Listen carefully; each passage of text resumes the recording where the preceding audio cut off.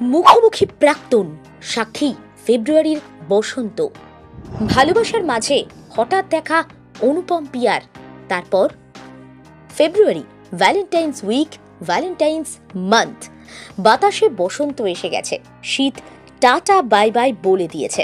আর সেই সরস্বতী পুজো, প্রেমের মাস, ভালোবাসার সময়ের মাঝেই হঠাৎ এক ছাদের তলায় অনুপম পিয়া। দুজনের সম্পর্ক নিয়ে, দুজনের কাছে আসা থেকে দূরে যাওয়া নিয়ে অনেক ঘটনা, অনেক রটনা। এসবকে পিছনে ফেলে রেখে তারা আজ নিজেদের জীবনে এগিয়েছেন, সম্পর্ককে প্রাক্তন নাম দিয়েছেন। কিন্তু বর্তমানে হঠাৎ দেখা অনুপম পিয়ার। তারিখটা ছিল 27শে নভেম্বর।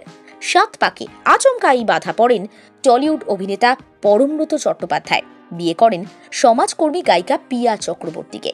ব্যাস, এইটুকু খবরই যথেষ্ট ছিল ভাইরাল হওয়ার জন্য। পরম বা পিয়া বিয়ে নিয়ে মাতামাতি করেননি, কিন্তু নেটিজেনরা পিয়াকে বারবার কটাক্ষের বিদ্ধ করেছেন, কারণ অনুপমকে ছেড়ে তিনি নাকি পরমকে বিয়ে করেছেন। এর পক্ষে বিপক্ষে সওয়াল জবাব অনেক কিছু হয়েছে, তবে নতুন দম্পতি সহজে বিতর্ককে এড়িয়ে গেছেন। পিয়া চক্রবর্তী সঙ্গীত পরিচালক গায়ক অনুপম রায়ের প্রাক্তন স্ত্রী, এটা বোধহয় তার পরিচয় হতে পারে না, ঠিক এই কথাটা বারবার তুলে ধরা হয়েছে।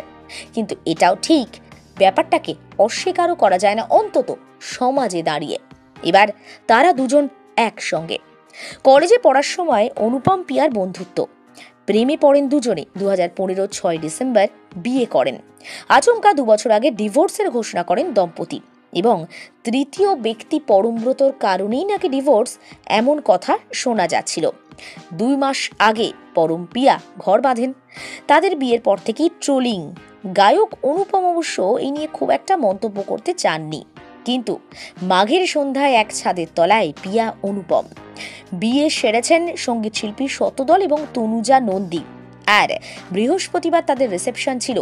তাদেরকে নতুন জীবনের শুভেচ্ছা জানাতে টলিপাড়ার বহু শিল্পীরা হাজির হয়েছিলেন, আর সেখানেই হাজির হয়েছিলেন পিয়া অনুপম।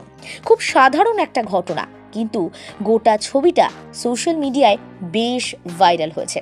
হওয়ারই কথা, কারণ এত দিন পর দুজনে যখন মুখোমুখি হয়, দুটো আলাদা আলাদা থাকা মন যখন কাছে এসে দাঁড়ায়, তখন কি প্রশ্নগুলো আসে?